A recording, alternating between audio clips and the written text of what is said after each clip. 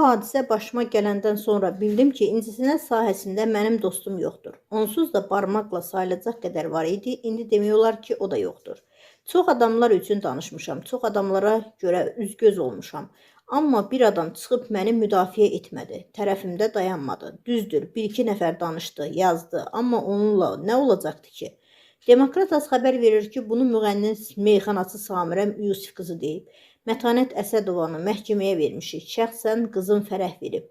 Nəvəm stres yaşayır. Utandığından məktəbə getmir. Məktəbə gedən kimi danışırlar ki, anan üçün belə deyirlər, elə deyirlər. Mənim nəvəmi stresə salıb. Qızım övlad böyüdür, anadır.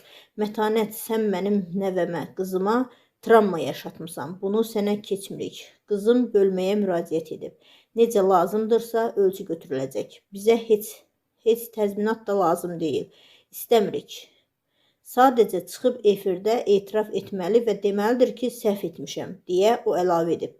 Müğənni bildirib ki, bundan sonra efirə çıxmaq niyyətinə də deyil. Bunlara bir hay lazım idi.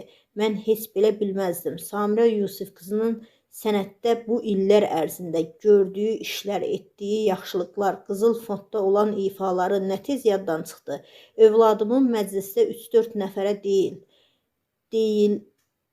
dediyi sözü tam ictimailəşdirdilər. İndi də deyirlər ki, siz efirlərə qoymayacaq. Heç lazım da deyil. Çağırsanız da gəlməyəcəyik. Bu saat bütün efirlərə nifrət edirəm. Qeyd edək ki, Mətanət Əsədova tarixin bir günü verilişində müğənni Fərəhi sərt tənqid edib və onu tərbiyəsiz adlandırıb. Xatırladaq ki, müğənni Fərəh Samirə qızı ötən həftə saxlanılıb. Buna səbəb onun sosial şəbəkələrdə təhqiramiz ifadələr işlətməsi olub.